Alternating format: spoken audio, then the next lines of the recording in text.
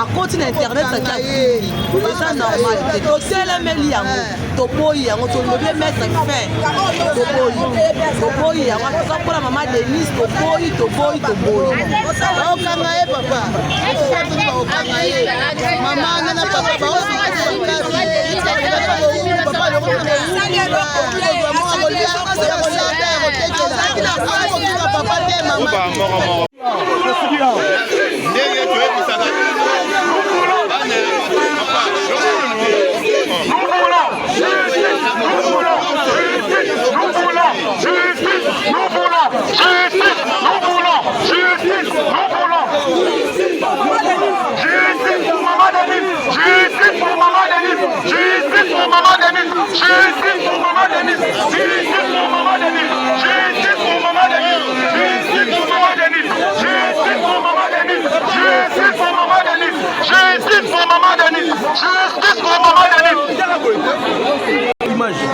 Il n'y a pas eu de casse.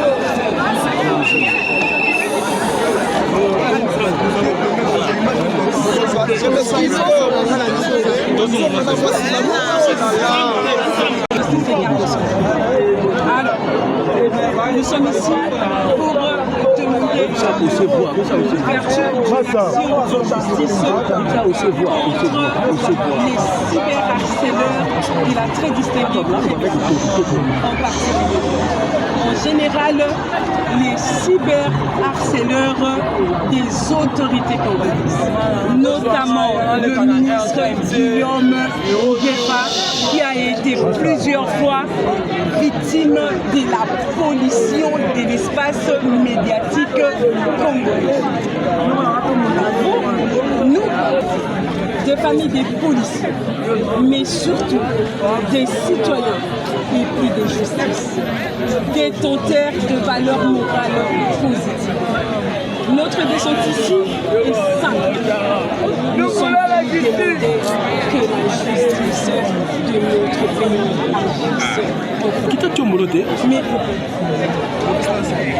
conformément aux dispositions de l'OCG,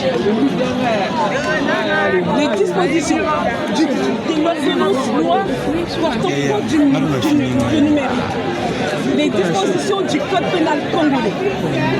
Nous sommes venus ici pour demander au ministre de la Justice d'user de son pouvoir d'injonction sur le ministère public pour que ces derniers se saisissent de fait afin de déclencher l'action publique en l'encontre de tout individu, d'ailleurs qui sont très bien identifiés sur toutes les plateformes numériques, des diffamés, Nous avons un mémorandum dans notre possession. Dans ces mémorandums, nous avons présenté. Nous avons été témoins de faits susceptibles de constituer des infractions punies, prévues et punies par les différentes lois. Pendant longtemps, nous sommes restés plus intelligents que nous autres. Mais en fin de compte, nous nous sommes rendus compte qu'ils sont tellement dans cet état-là qu'ils ne peuvent pas comprendre que le silence est la meilleure réponse pour qu'ils arrêtent. Pour qu'ils se disent que ces gens ont compris que trop c'est trop. Arrêtons-nous et passons à autre chose. Ils ne l'ont pas fait. Mais aujourd'hui, quand vous voyez ces policiers, c'était notre manière de leur démontrer que nous nous sommes battus à l'époque, pas parce qu'ils étaient plus forts que nous, mais parce que par éducation, par élégance, par retenue, nous avons compris que, comme le disait un scientifique, que les réseaux sociaux ont donné la parole à ceux qui ne parlaient pas quand on étudiait parce qu'ils étaient derrière. Voilà la raison de notre présence. Nous allons faire une précision. Ces mémorandums ne concernent pas que le cas des dérapages constatée contre la très distinguée première.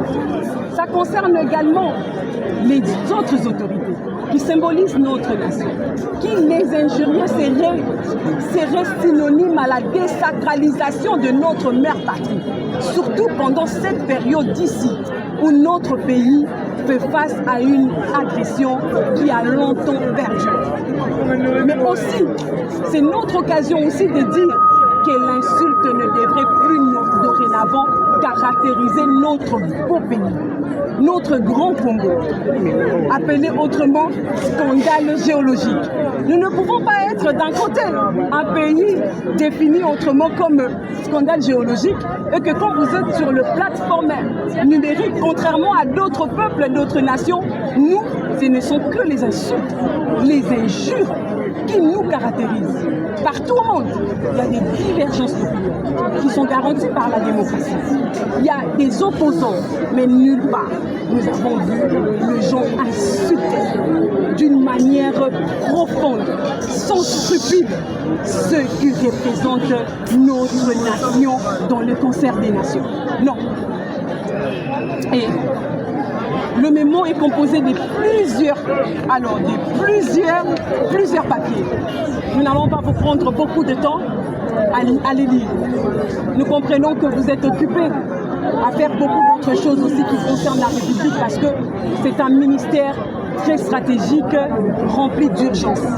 Nous vous remettons ces mémorandums et nous vous demandons, comme représentant personnel du ministre d'État, ministre de la Justice et garde-sceaux, de transmettre notre message.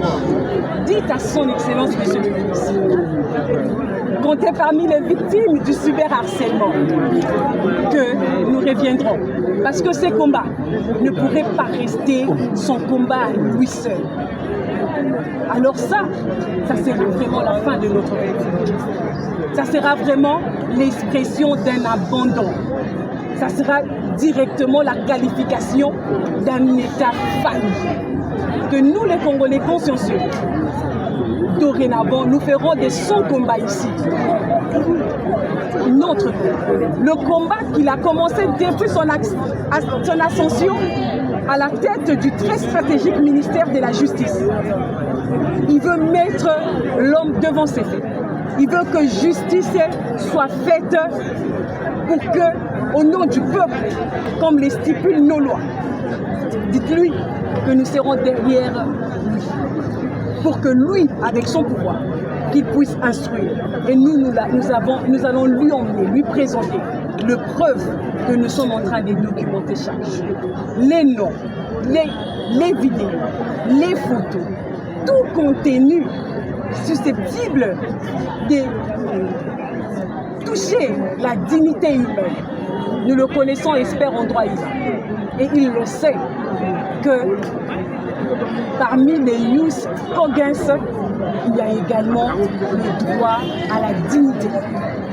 Personne ne devrait longtemps rester victime silencieuse du dénigrement et autres méfaits anti-valeurs.